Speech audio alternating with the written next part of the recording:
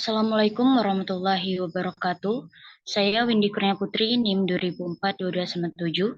Pada kesempatan kali ini saya akan mempresentasikan tugas pada pertemuan ke-6 pada mata kuliah Ekonomi Politik. Adapun judul dari presentasi saya pada hari ini ialah Ekonomi Politik Pembangunan dalam Teori Kapitalis.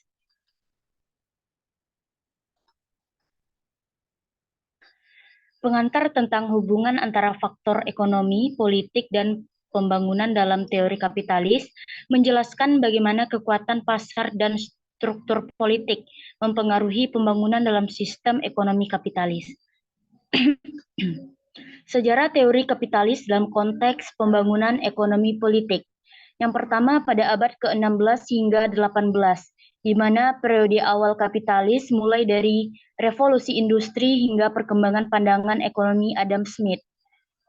Kemudian pada abad 19 sama abad ke-20, dari Marxisme muncul sebagai reaksi terhadap ketimpangan sosial akibat kapitalisme yang semakin memperdalam perbedaan kelas. Hingga ke abad 20 sampai 21, dominasi paham neoliberalisme dan globalisasi menandai perkembangan kapitalisme dalam ekonomi dan politik global. Adapun prinsip-prinsip utama teori kapitalis yang mempengaruhi pembangunan yang pertama adalah penguasaan sumber daya, di mana kapitalisme meletakkan penekanan pada penguasaan sumber daya alam dan produksi untuk memaksimalkan keuntungan. Yang kedua, pasar bebas, di mana kapitalisme mengadvokasikan pasar bebas dan persaingan untuk mencapai efisiensi ekonomi.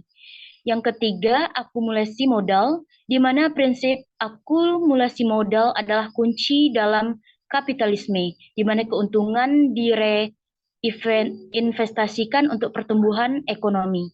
Yang keempat, kebebasan ekonomi, di mana kapitalisme menekankan kebebasan ekonomi individu untuk berusaha dan berinvestasi tanpa campur tangan pemerintahan yang berlebihan. Peran kapitalisme dalam pembangunan ekonomi dan politik. Kapitalisme memainkan peran penting dalam mendorong pertumbuhan ekonomi. Sistem kapitalis juga mempengaruhi struktur politik dan distribusi kekayaan dalam masyarakat. Praktik-praktik kapitalis mempengaruhi kebijakan ekonomi dan politik suatu negara secara signifikan. Dampak dari kapitalisme ini terhadap ketimpangan ekonomi dan politik.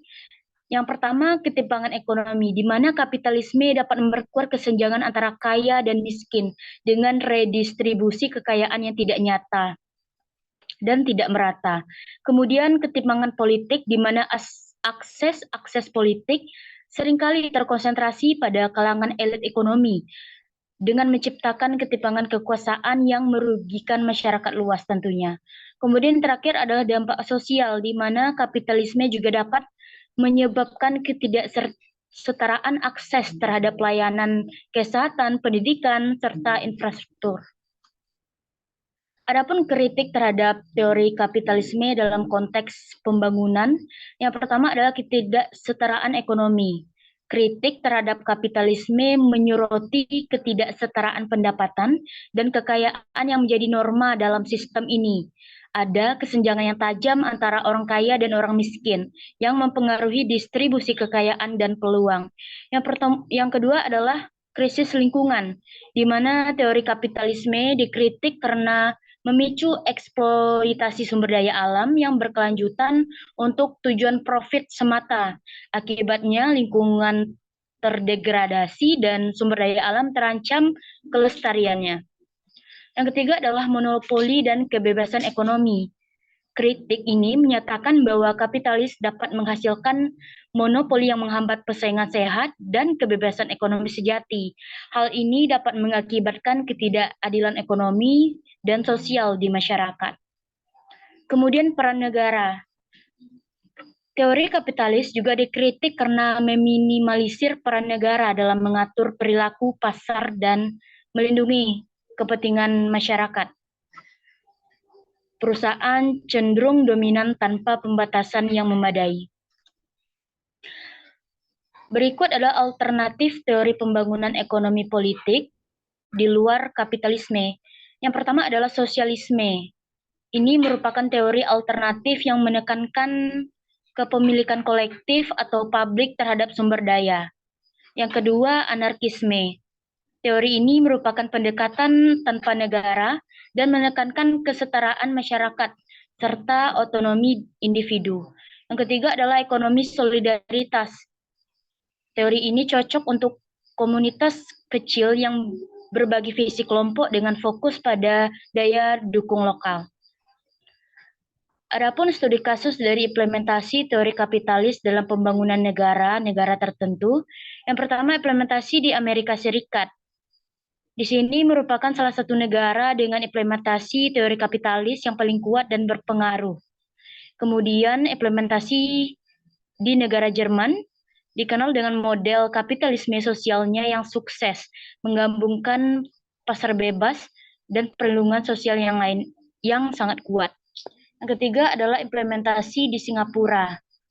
Seperti yang di PPT ini, Singapura memberikan contoh terkait bagaimana teori kapitalis dapat digabungkan dengan tata kelola yang kuat dan kebijakan pro-investasi. Tantangan dan peluang dalam menerapkan teori kapitalis dalam pembangunan. Yang pertama, regulasi, di mana kebijakan moneter dan fiskal yang harus lebih efektif. Yang kedua adalah ketimpangan, meminimalkan kesenjangan ekonomi yang semakin melebar. Yang ketiga, infrastruktur, yaitu membangun infrastruktur yang memadai bagi masyarakat. Yang terakhir, yaitu pasar global. Tantangan terbesar dalam menerapkan teori kapitalisme adalah dalam mengatur regulasi keuangan dan fiskal, serta mengatasi ketimpangan ekonomi yang semakin membesar. Namun, terdapat pula dalam membangun infrastruktur dan beradaptasi dengan pasar global yang dapat mendukung pertumbuhan ekonomi.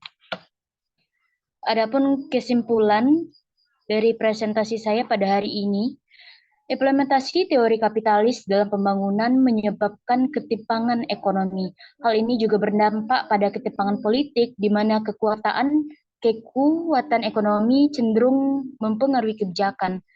Kendati demikian, kapitalisme juga telah menghasilkan berbagai inovasi teknologi dan efisiensi dalam perekonomian global. Baik, sekian dari presentasi saya. Wassalamualaikum warahmatullahi wabarakatuh.